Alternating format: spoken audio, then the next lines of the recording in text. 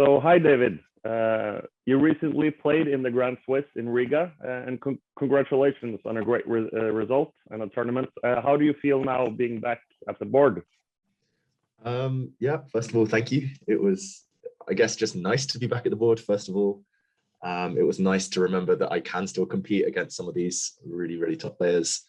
And yeah, I mean, as you could probably tell by all of my long games every day, I was really relishing every single moment. So yeah, it's been nice to be back, but I'm also itching to get back to the country. Great. And I mean, we love your games. We follow them closely. But what game was your favorite and why? Tough call.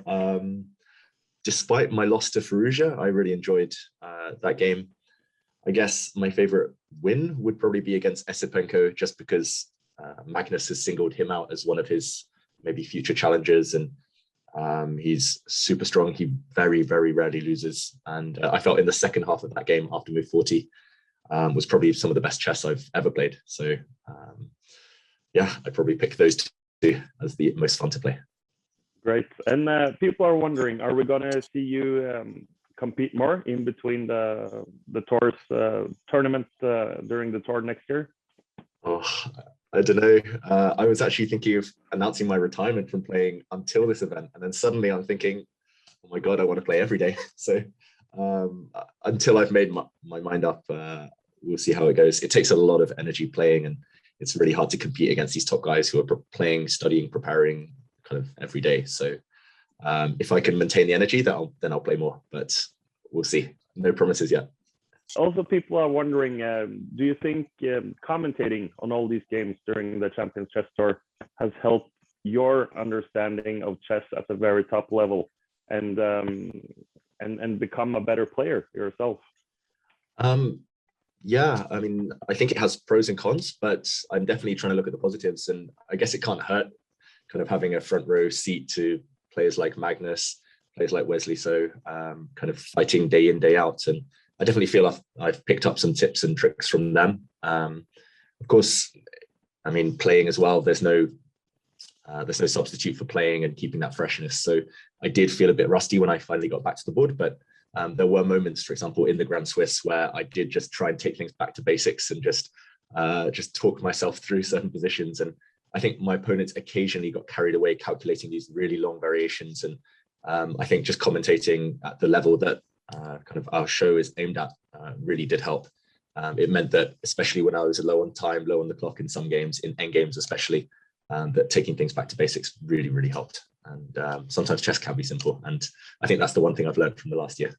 Despite the fact these top grandmasters are amazing, and you mentioned it, you felt a bit rusty. What was your biggest challenge in that sense, facing the very top players in the world? Yeah, I guess it was actually the opening stage, the opening phase. I was trying to save my energy because I knew I was playing like 6-hour games every day. I was trying to save my energy. I wasn't preparing much in the mornings. And obviously over the last year, with all the commentary, with loads of work going on, I haven't had time to study openings like I used to. So just surviving the opening, that was the biggest struggle. And I guess in the first couple of games that I got back to the board, yeah, I guess tactics, I was just double checking my variations. I wasn't trusting my instincts. I think that was the hardest part to get back at first. Right. Anyways, I mean, you did a great job, and it must be so tough because top players these days work on their openings, I mean, every day probably, and you have new moves, new variations, etc. So it gives all other people hope as well, myself included. Survive the opening, and then you have a chance. I guess the very best.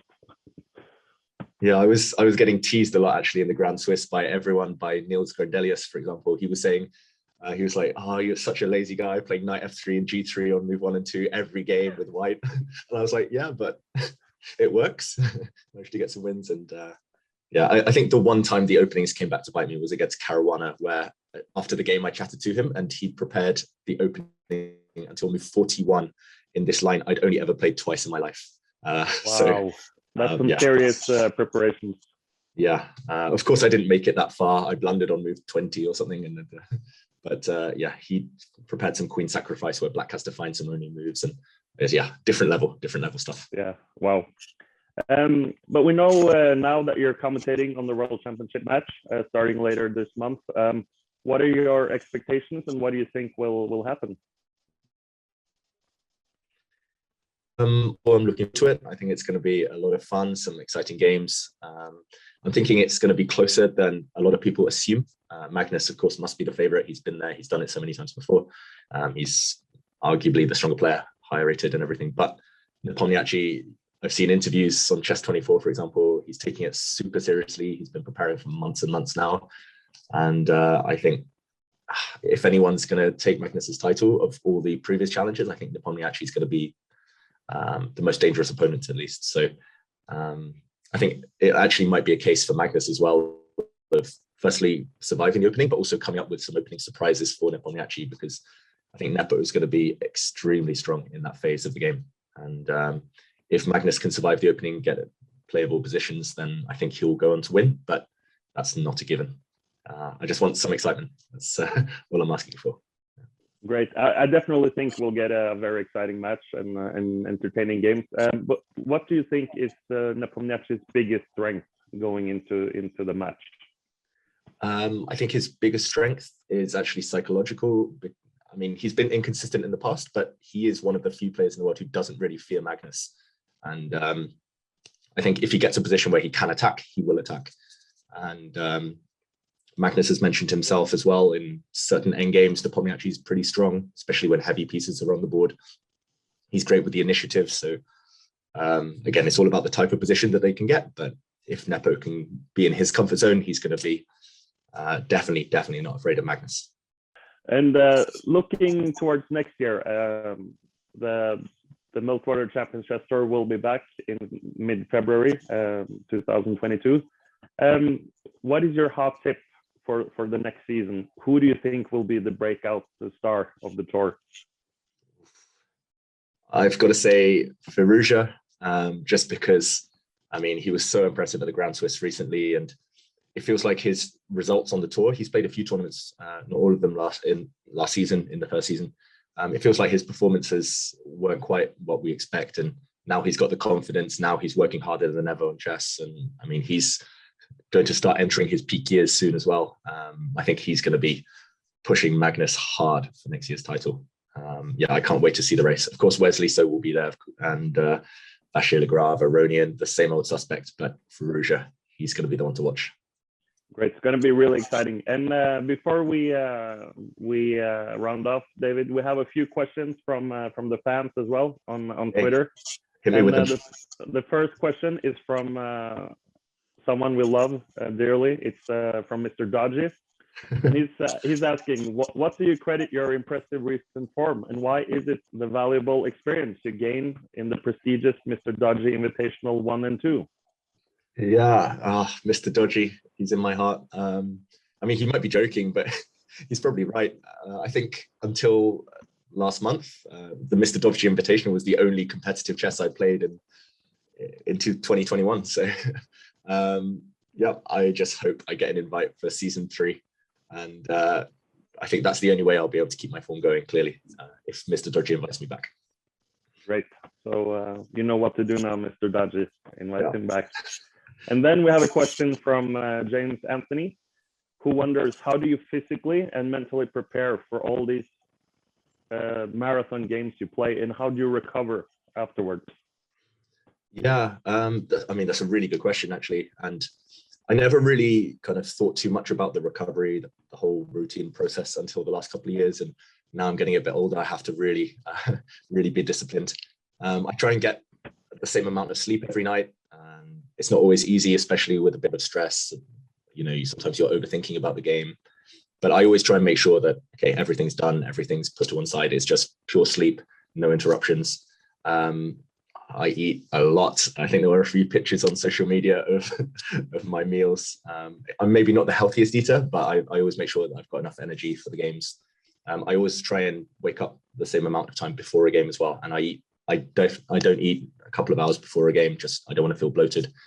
And I do a bit of fitness, not as much as people like Magnus. Actually, I went swimming today. I I was going for walks every day in Latvia, despite the fact there was a curfew in the evenings. We were allowed to go out during the daytime, so I was always walking at the same time and always trying to get that fresh air. But in general, it's just finding a routine that works for you. And despite the fact I was playing 8 hours some days, I was always feeling happy, and I was always making sure, that I was able to get a good night's sleep. I never check the parries. I never do anything too strenuous in the evenings, because then it's hard to turn off the brain. It's always about relaxing as much as you can between games. And I was a bit surprised, because you and other top players, I've noticed, doesn't necessarily want to know the pairings the night before playing. Is that something you're very conscious about, or how do you explain the reasoning behind that?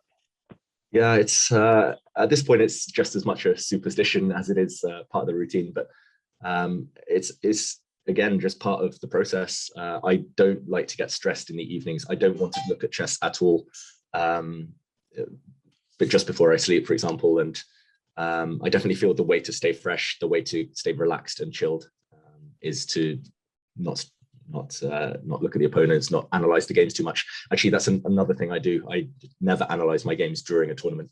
Maybe I'll look for the first mistake so I know where I can improve next time, but that's it.